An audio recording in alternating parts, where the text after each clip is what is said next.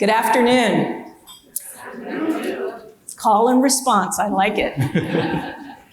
So first I'd like to start out by thanking CalPERS and CalSTRS for convening this event today. It's been a fabulous day with great speakers, so thank you guys very much.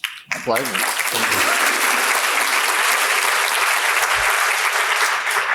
I'm Mary Pugh. I'm CEO and Chief Investment Officer for Pugh Capital Management, a firm I co-founded in 1991 in Seattle, Washington, my hometown. Prior to starting at Pugh Capital, I actually worked at Washington Mutual and started my career in investments there. And one of the things I learned today as I listened to some of the speeches was I was a onesie. So I often was the only Black in the room, the only female in the room if it had anything to do with investments, and the only person under the age of 30. So when I co-founded Pugh Capital, one of my goals was actually to create a diverse organization that our clients would view as a trusted partner. And I'm happy to say that about 80% of our employees are either women or people of color.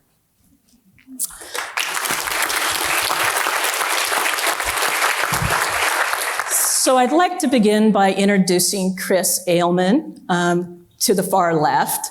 I actually don't think Chris needs an introduction in this audience, but Chris became the CIO of CalSTRS in 2000 and has really provided a lot of stability to the organization, which I really applaud. One of the things that at that time the organization was about 116 billion when Chris took over. It's 234 billion now. And he leads a team of 117 investment professionals. Chris has had Chris and his team have had very strong performance. And as a CIO, one of the things I like to do is look at performance. And so over the last 5 years, they've been in the top quartile with regard to with their returns versus their benchmarks. Chris is also a leader amongst his peers, and I've had the opportunity to see Chris at work in some of the organizational plan sponsor events, and he really is looked at as a leader. So I really look forward to exploring diversity and investments with Chris as we go forward.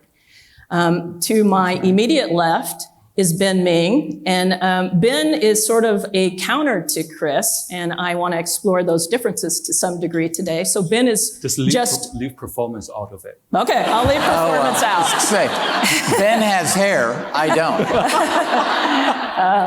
So Ben just recently... Just leave it out of it for now. Okay, I'll leave it out. We'll come back and revisit it in 5 years. Just give us some time. Yes, okay. Exactly. Perfect, okay. It's on. It's on. Ben recently became CIO of CalPERS. One of the things I love about Ben as a fixed income person is he has a very strong fixed income background. So he has been a trader, he's been a risk manager, and he's been a portfolio manager on Wall Street. He has a Ph.D. in engineering, the real deal engineering, as well as a master's in financial engineering, I believe. And he has also had the opportunity to work at SAFE in China. So when we talk about diversity up here, Ben has a very unique lens that I think he has the opportunity to share with us. So I'm going to try not to regurgitate a lot of the things that have been done with regard to diversity, but instead look at this as a journey and really look to build on the conversations that we've had today, some of the amazing research that has been done and some of the amazing speakers, and a lot of the amazing work that both organizations have done over the last 15 years, recognizing that everything doesn't work all the time in the way that everybody would like it to. But before we do that, I'd like to actually ask the two gentlemen to my left to answer a couple questions. And I'm going to start with Ben. So Ben, if you were stuck on a deserted island for a couple of weeks, with one author or business person of your choice who has done some writing, and you could bring along all of their books and you could spend time diving into their intellectual capacity, who would you pick? And what would be the subject matter you would explore? So actually, that's very easy. Daniel Kahneman, Thinking Fast and Slow. Okay. Everybody write that down. Yeah. And that's actually related to diversity. Think about In his book, he talks about system 1 thinking, fast thinking, and then system 2 is slow thinking, and talk about cognitive biases. And that's why we need a diverse point of view surround you, be a good listener, so that you can hopefully you can overcome some of the biases. Great, thank you. Chris, you've served on a lot of advisory boards and other types of organizations. Which one has been most impactful to you and why? You know, I think it has been a lot of them. For me personally, it's actually the CFA Institute because it really touches all of our industry in so many different ways. I've been on part of a lot of CIO groups, counties, states, and different organizations, but the CFA covers the entire blanket of our industry and really is, as I said last night for those that were here, is really setting the standard to push us ahead. And I think, as we saw in the trust data about investment managers, we need higher standards and we need to be pushed in our industry. Okay, thank you. Ben, if you could share something with people that would surprise them about you. Well, this question is a surprise to me. I wasn't prepared for this question. Let's put it this way. Recently, we're talking about people introvert, extroverts, different roles. As you know, CalPERS in the investment office, we have a number of senior positions are vacant, and we talk about the pros and cons. The introvert and extrovert. Then I found out a surprise about me that a lot of people didn't know is that actually I'm an introvert. And I used to get so nervous about, events like this, sitting on the stage. And when I was working on Wall Street, what was really holding me back. I was managing portfolio as a hedge fund manager, but I just didn't want to face the clients, and that really limited me. But what really helped me that later on, I started teaching at Berkeley, and that really helped me to get comfortable with a public speech. And I'm still an introvert, but I get a little bit better in terms of giving speeches. Yeah. Thanks for sharing that with us. Thank you. Yeah. I too am an introvert and had to go through that process as well. Chris, what would surprise people about you? Probably number one, that I used to have hair. And in this job. No. I think a lot of people know a lot of facts about me. I actually learned to fly before I got my driver's license. And then probably the thing I'm most proud about is I've been married 35 years to the same beautiful woman. And that has taught me more about relationships and give and take and what it takes to make commitment than anything else I've been through. Great. That's wonderful. Obviously, a lot of credit goes to her. Okay, so now we're going to turn to diversity, which I know everybody is very interested in. So, Chris, we'll start with you. How has the definition and implementation of diversity changed over the past 10 years? Well, and I'm going to take even farther back. We've really been at diversity since about 2002, 2003. So in this 16, 17-year journey, the biggest change to me has really been the definition. It has expanded beyond just gender and ethnicity, particularly in California. And I think even, might sound silly, but things like 23andMe, the identification of people's ethnicity has changed. Our system has really not changed. We've stayed with three core areas, which is our internal staff diversity, external investment managers, and then on corporate boards. But just like you heard today, the definition of diversity and then inclusion, and how do we go at inclusion and how do we measure it? So I think we're stepping back and really trying to address in our business plan how we define diversity. Then we can figure out how to measure it, and then we can manage it. Great, thank you. So Ben, you have a unique background. We talked a little bit about it and perspective. You've had a career that spans both China and the United States. How will your personal experiences get reflected in CalPERS diversity initiatives? And then how do you think about diversity? So two questions here. One is my personal experience, and the other topic is what I think of or my approach to diversity at CalPERS. So my personal experience, because of the question, I start thinking, I came to the United States in 1995, so I'm an immigrant. Now think back, I guess I was for diversity already, because now think back, why did I want to leave China to come to the United States? Because I knew there's a different education system, different political system, different culture out there, and I would like to see that point of view. So I left China in 1994, came to the United States for school first. And, fast forward, I've been here for almost 25 years, and I became a naturalized US citizen. So I was a benefit of diversity, but myself, I was looking for things that are different from what I had back then. And also I have to say that I was a beneficiary of the inclusive part of the California culture. When I came here, California still is probably the most open society. So you can be you can be anyone, as long as, you study hard, work hard, be a good person, be kind. There will be opportunity for you. So with that, I'm very grateful to California, and that's why I came back to California to give back to California through CalPERS. So that's my personal experience. My approach or my view of diversity, as I said last night at the reception, for those who were there, I'm relatively new, I'm learning, so I'm so excited to be surrounded by so many people, so many experts here. To me, diversity and inclusion come together.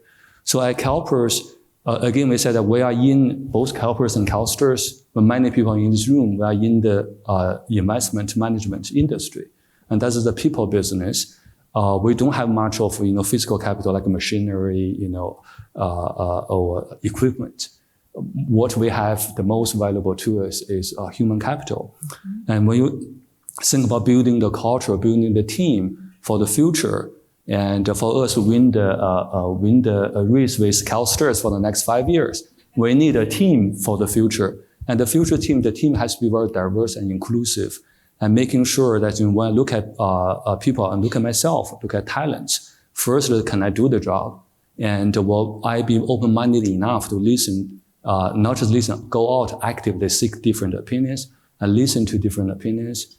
And how do I conduct myself? Do I promote a diverse and inclusive culture? And am I being kind to people? Be nice. As I think the lady from Blackstone just talk about the culture at Blackstone. One of them is nice, right? So that's how I look at diversity at CalPERS. Great, thank you. So Chris, there's been a lot of work done at CalSTRS over the last 15 years on diversity. What are you building on that has worked well in your diversity initiatives that you think will influence your future strategies so that you can continue to evolve toward best in class? And then perhaps can you highlight one thing that you're particularly proud of that you guys have worked on over the last 2 years since the last conference? Good job. I think number one, in terms of what I'm most proud of is really the fact that we had a plan. We developed a long-term business plan on diversity. Then we morphed it into a 5-year plan. It's due for a refresher. But as investment people, I think you understand that without a roadmap and a rough plan on what we want to do, you don't know what you're going to accomplish and you don't know where you're heading. And so we've really been embarking, and I think we've had highs and lows. We started a little bit behind. I think we were one of the cutting edge funds. Now a lot of people look at us and say we need to make changes, and I recognize that. So it's time for us to revise our 5-year business plan on diversity, really expand that definition, look at the best practices the CFA Institute has put out, and really try and come back and measure it, and as I said, manage it. And I think in the last 2 years since the last conference, I'm most proud is actually the grassroots effort. Several people on our staff have personally gotten involved with Junior League, Girls Who Invest, and Rock the Street. And they're out there in the local high schools, meeting with girls or students that are diverse and showing them the investment management business. In this town, I teased everybody last night, it is the hottest day of the year today, so congratulations, you're here. But you can imagine in this town, it's a government town. Very few people realize that just over there are the 2 largest funds in the United States, And together we probably each internally manage, well over $250 million. So there's a mini Wall Street in this town, and most of the students in this town just don't realize that. So the fact that the staff got out, was in the classroom, was really interacting and showing people there are career opportunities, I think is fantastic. It's a long-term investment. Obviously, it's not going to make a difference today, but that's what we've got to do. We're investment people. We think long-term is we've got to start planting seeds now for that future and building into that generation. Right. So Ben, you have a background in financial engineering and fixed income, which lends itself to measurable results. Can you talk a little bit about how you're going to measure your success in the diversity initiatives at CalPERS? The quantified success of the diversity at CalPERS. So this is not just at CalPERS, right? Since if you cannot measure it, you cannot really manage it, right? That's what people say. The challenge I see in diversity is really about the pipeline. Again, just as Chris said, you have to start early. It's thinking about the future from the students, right? At CalPERS, we have a number of initiative, high school students, college students come here for the summer intern program. So the key is to build out the pipeline. And then again, it's really, diversity is not about labels. I look at this room, this is probably the most diverse room I have been to in the past 6 months. So it's not about labels. Let me give you an example. If all of us, we went to the exactly same school, we went through the same life experience, same school, we'll have same point of view, but you and I can be very different, right? Chris and I'm Asian, he's Caucasian, I have hair, he doesn't have hair. You're a lot taller. A lot taller. And right? thinner. Right. So even if on the label we're very diverse, but if we have the same point of view, so that's not the kind of diversity we're looking for. And also the other thing at CalPERS, we build our viewpoint about diversity and inclusion is really around a business case, because there are empirical evidence saying that a diverse group of people tend to make better decisions, and better decisions over the long run, will produce better results. And that's what we are here for. We are here to serve our beneficiaries. So I would say by the end of the day, eventually, how do we measure our success is how well we serve our beneficiaries.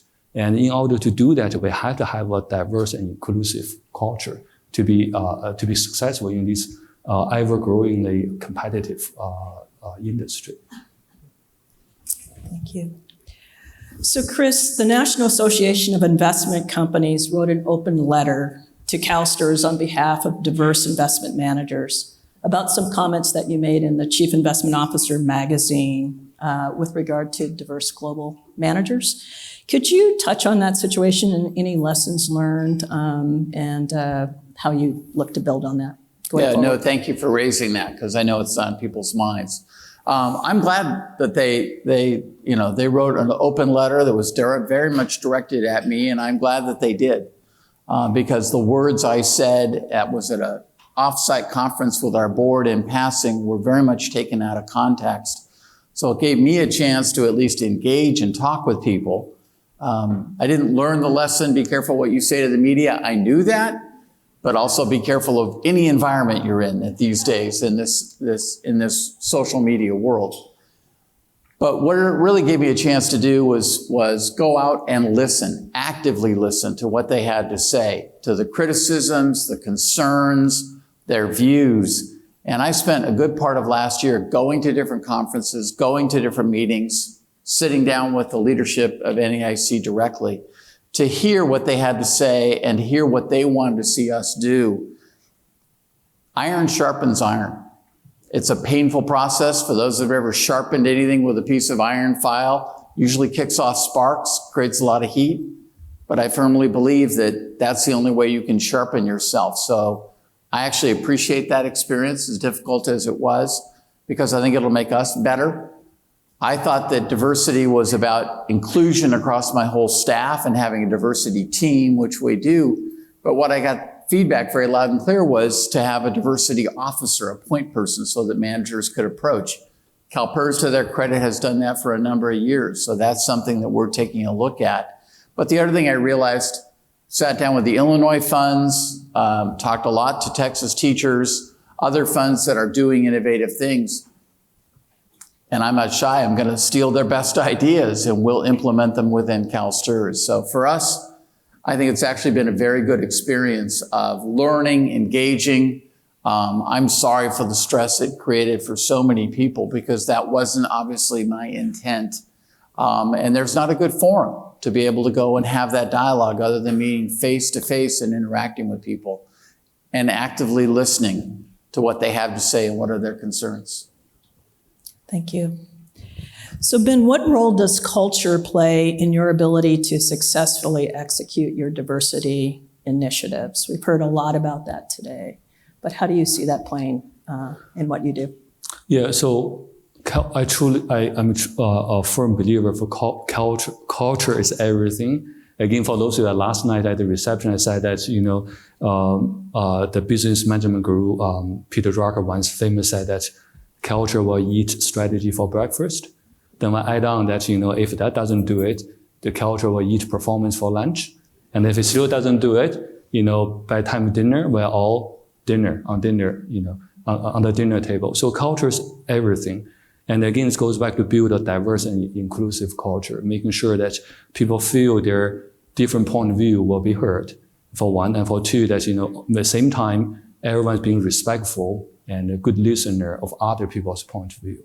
So we try to, at CalPERS, we have, same at CalSTRS as well, we have a number of initiatives, D&I, diversity and inclusion initiatives at CalPERS.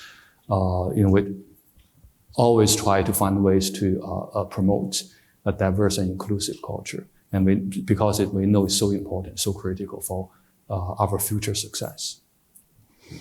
Thank you. Switching gears a little bit, Chris, you've brought a lot of stability to CalSTRS. And I'm curious, what do you want your legacy to be when you ultimately ride off to retirement? I think, and somebody said it earlier, that the most important asset are the people. I've often told the board that the most important asset at CalSTRS isn't the $230 billion. It's actually the investment staff, in my view, the investment staff that comes in and out of that door every day. And so I think really my legacy, what I'm most proud of is that team. What people don't realize is CalSTRS was actually managed by CalPERS up until 1983.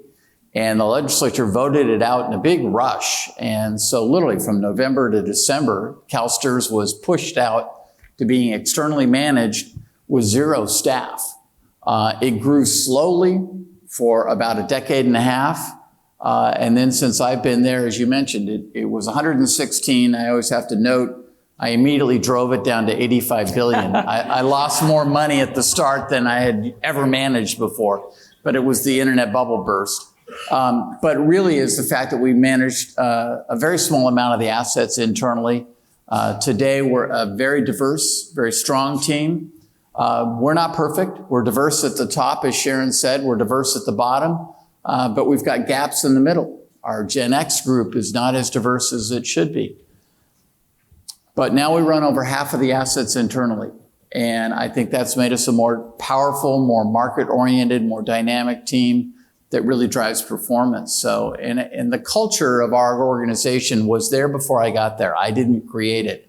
All I've tried to do is actually cement it in and make it more formal. And I have to tell you, as we've gotten larger and we passed 150 recently, that's where you find it is tougher and tougher to keep building in that culture.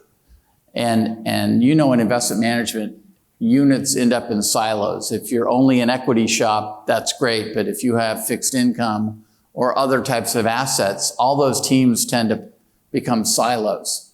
And one of our goals is to jam them together all the time, to intermix and interact so that we get that diversity of thought. So for me personally, without question, it's the team. I'm really proud of that. I'm proud of our internal team diversity. We need to do a better job of promoting that because that's half the assets. And it is, I wish that Wall Street looked more like this audience on a regular basis, because to me, that's what investment management looks like and California looks like. That's what our team looks like. Thank you. So looking forward in 2032, about half of the incoming workforce is expected to be diverse ethnically. I'm curious, what message would you and what risk would you highlight to organizations that don't understand and evolve in such a way that they embrace that diversity as part of their workforce? And I'll start with you, Chris. Okay.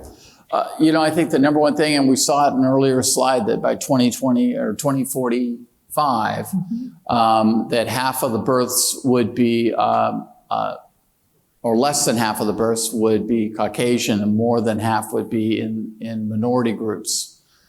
They become the majority. I think the challenge for all of us in this industry, and this room is wonderfully diverse. Like I said, I wish it could be the face of all of Wall Street, but we really need to build that into the next generation.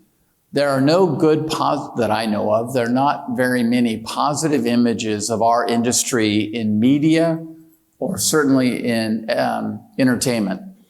We've got to go out into the high school and into the classroom to try and show people that there are career opportunities. I'll do a shout out for the LA NASP organization.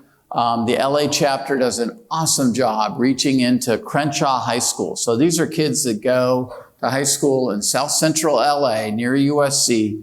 They can see the tall buildings of downtown LA. Most of them have never been in any one of them. And they don't expect to see diversity when they go in there. But the fact that they get to go and participate and see the diversity and realize, wow, there are actually career opportunities. I can go to college. I can get an opportunity in some of these firms. I know that we talk about it, but we actually have to get out there and walk and be in the classroom and be that role model and bring people in so they can see, okay, there are people like me that work in this organization. As Sally Krawcheck said at the beginning, when she's the only woman in the room, you're, like you said, the only one that just doesn't feel inclusive, and it doesn't lead to much opportunity. But we've got to be able to be visual so that people realize there are more opportunities. Undergrad right now is about 50-50, but I know in terms of gender, but I know for a fact it's not true in the business school. The business school and the economics department is still very slanted toward white male. But I think, like we've heard before, and you brought up, Ben, we want to expand the diversity of thought. So I know in our organization, I had written, 19 years ago, that we wanted college graduates with a business degree. And now I realize that's working against me. I want college graduates with diverse degrees, with, I don't even know, engineers. And so that you can tap into, we all need math majors, we all need better researchers, social scientists, all kinds of different skills. But showing that they have finance jobs and finance opportunities. Because I know whenever I say Wall Street, particularly out here in California, that's a negative term. And I think that's one of the things we've got to do for our industry is change the face of the industry by showing there's diversity in it and embracing it. Great. Ben, what would you add to that? Yeah, so I would say that to organizations out there, make sure to get it right. Because demographic changes, it does not happen very drastically, quite slowly, because fertility rate, mortality rate does not change overnight. So these are slow moving trends happening in front of you. And if you miss that trend, excuse my language, just being stupid, if you miss that one. It's not like technological innovation is so much going on around us, you cannot keep up with everything what is going on in technological innovations. So you're bound to miss one or two, right? Miss some of them. I think that is understandable. But if you miss the trend of demographic trend, the diverse trend, simply put, you're just being stupid, right?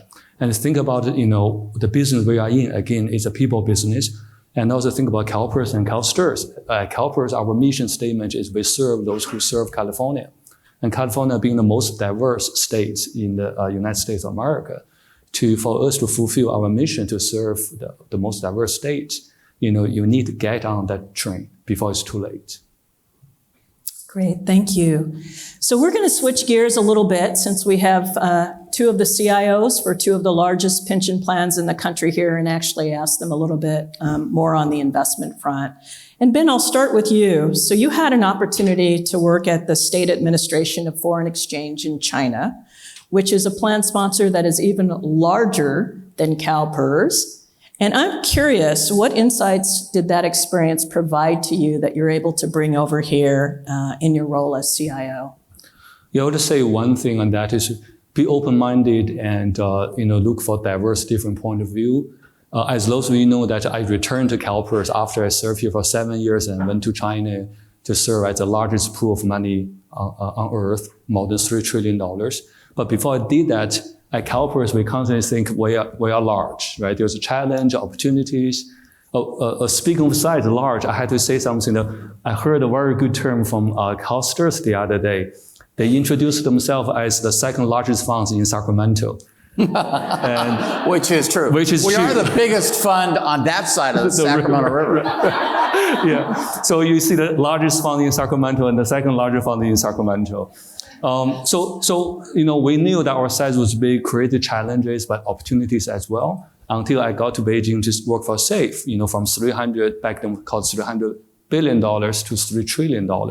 You really get another notch up to see what kind of opportunity and the challenge and size really brings, and more important, how to deal with that, how to take, turn challenge into opportunities. So I learned a lot of that, and I believe that will be very beneficial to my position now here today. Great, thank you. So Chris, how do you generate your next big ideas and continue to innovate in your role as CIO? It's a heck of a challenge. Wall Street's constantly throwing us, you guys in the marketing business are constantly bringing us new ideas, new vehicles, new challenges. And I realized a long time ago, we need an innovation team because at our size, even though I know there are funds that are bigger, but at our size, we really need to find out, does it work within our governance? Does it work within our legal structure in California? And can it really scale? So we have an innovation team that does nothing but test drives all those great ideas. And they have looked at everything from microfinance to global macro and everything in between. And it's actually been really helpful because there's so many ideas now that fall in between the asset classes. And they can really research them and vet them and decide, is this something that can increase our return and reduce our risk? I call that the golden goose. We'd all jump on that if it could. But more likely, does it increase our return or does it diversify our risk? And then figure out, can it scale and where would we put it in the portfolio? Because we can't have 25 different asset classes with different projects. We want to be at least somewhat focused. And that really has been probably the most innovative way. One of the things I personally do is I constantly talk to our peers. I learn more than going to conferences. I'll go and talk to the Canadian plans. I'll go talk to the Dutch plans and just sit down in the room and have basic discussions about some of the simple stuff, which is, today, what are you doing with the SDGs? What are you thinking about climate change and your carbon exposure? How are you measuring that? How difficult has that been? Where are you going within your overall portfolio and your investment horizon? And boy, when you go down and talk to New Zealand or you talk to the Australian funds, you really get a different perspective and a whole different way to look at the portfolio. And it really challenges kind of our traditional capital market assumptions and the way that they design their portfolio. And I think that pushes you, makes you think more, makes you come back and say, I'm going to stay with what I have, but you understand better what the options are and why you're going to stay with your choices. But it is hard at our size, even though I think we're big, to really figure out, okay, how much of a risk am I going to take on a brand new idea? And oh, by the way, those are usually the most expensive. And is it going to really move the needle? Thank you. So Ben, CalPERS has an assumed rate of return of 7% and a funding ratio of about 70%. Can you talk about the elements that you plan to incorporate from an asset allocation and a risk management standpoint that you think are going to help evolve your organization to be successful on the investment front going forward? Yes, the answer is simple but not easy. So 70% funding ratio is way too low. 7% assumed rate of return relative to the risk-free rate today is called 10-year 215, right? Relative to the risk-free rate is too high. It's different say in in the old days when risk-free rate at 10%, when CalPERS trying to achieve 8.5% was much easier. But today when risk-free rate is 2.15 and try to achieve 7, much harder. But given that, the assumed rate of return is much higher than risk-free rate and the funded ratio is underfunded status, the answer is simple because you have to take on risk. But it's not easy, right? Take on more risk, for example, equity risk. When you take on more risk, it comes with a potential for larger drawdown. So what do you do with the drawdown? In order to sustain the risk exposure through cycles. And over time, we can get back to a fully funded status. So again, as I said, the answer is simple but not easy. Simple is that you have to take on risk, but you have to be intelligent about what risk to take, how much risk to take, how to build a portfolio, and more importantly, how do you prepare yourself when the inevitable drawdown comes. So that's kind of top line summary of what I'm thinking. Okay, thank you. Yeah.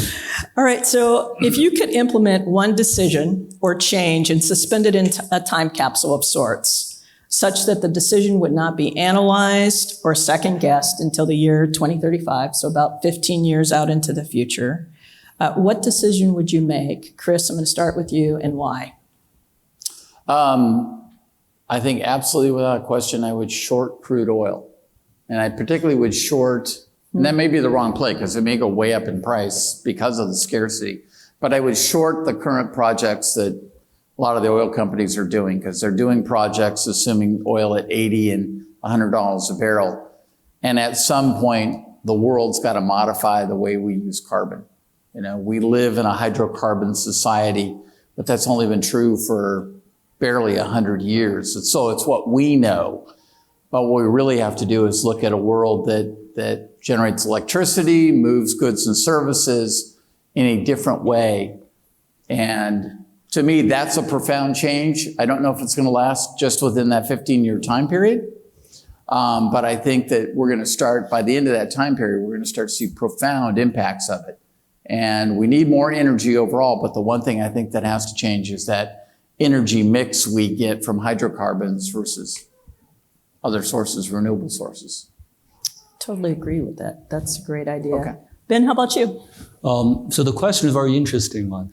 It's almost like a dream case for a long-term investor, but also it's the conundrum that many of us we self-claim to be a long-term investor, but we never be able to be a long-term investor.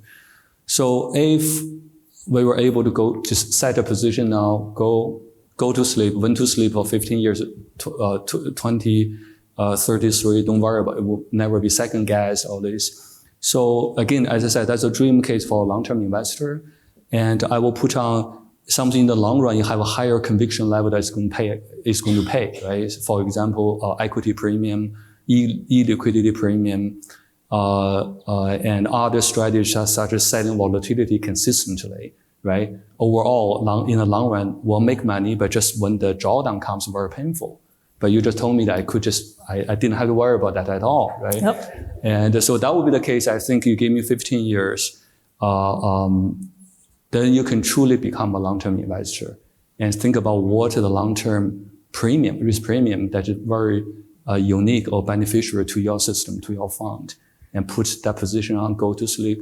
Make sure you take your trustee members, all the person who could question you, with you together, go to sleep together, and figuratively. For 15 years, I think we'll come out, the likelihood for us coming out to be quite strong. Yeah. But I said the dream case, but also it's very difficult. How many of you offers in this room, all seasoned investors, how many of you truly believe that you can be a long-term investor? I would say very few, right? So that's the challenge, the human nature, right? When the things happens, you have the adrenaline bias. You want to do something. I have to do something because market going down. But the thing, you tend to do the wrong thing. You sell assets because you panic when you're supposed to buy, right? Or we're supposed to do nothing to keep calm and carry on, right? So go to sleep is a good solution. Awesome. All right. I would say many of the people in the room have heard my buddy Bob Maynard at the state of Idaho, who's famous for that comment of it's very hard to do nothing, but he's perfected it. All right, last question. Chris, what was your biggest lesson learned or pain trade on the investment side? It's very simple. It's be greedy when everybody is afraid and be afraid when everybody is greedy. My pain lesson is that it's really, really hard to do that. I even think back in March of '09. I remember our tactical asset allocation committee, our internal committee, was openly talking about what equities do we sell now.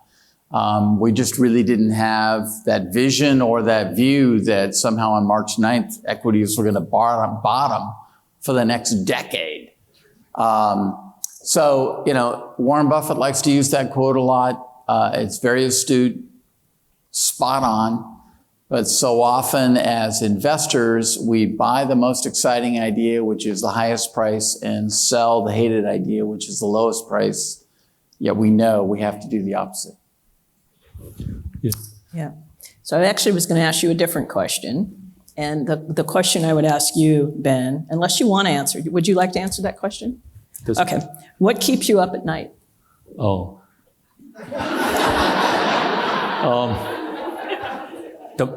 Naturally, the markets, the portfolio. Are we ready when the next downturn comes? I'm not in no way in shape that I'm hoping the next downturn will come sooner. It just keeps me up at night.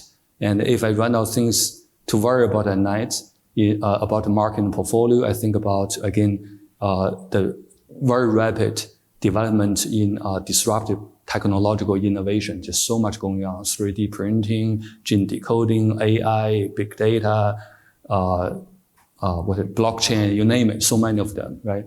And I just cannot keep up with them all. And I know I'm missing out, but there's nothing more I can do. So that's keeping me awake at night as well. Great. Please help me in thanking both Chris and Ben for sharing their thoughts. Oh, yeah. Yeah, They do have some comments. Right. Yes, before we leave the stage and wrap up, we're not done yet. We still have Rob Fechner and another closing speaker. But Ben and I wanted to take the opportunity, I should say. This kind of a conference, obviously you hear that a lot, does not come off by happenstance. Both of us run investment teams, but in their side job of running this investment portfolio, they have called these speakers, put the panels together, and put this conference together. Many of them are out there on that table, or in the back here, or in the other room, and they have done a ton of work. Yes, that's it. Yeah. I just echo what Chris has said. First of all, thank you all for coming to Sacramento. But both teams from CalSTRS and PERS have done a great amount of work, a wonderful job to put this great event together. In addition to their day job, to manage the portfolio, fulfill their fiduciary duties. So with that, Chris and I would like a round of applause to all the CalPERS and CalSTRS staff members.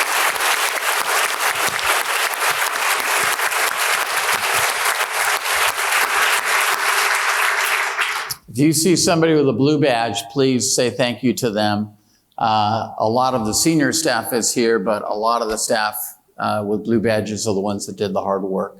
And I really appreciate it. Thank you. Thank you. Thank you.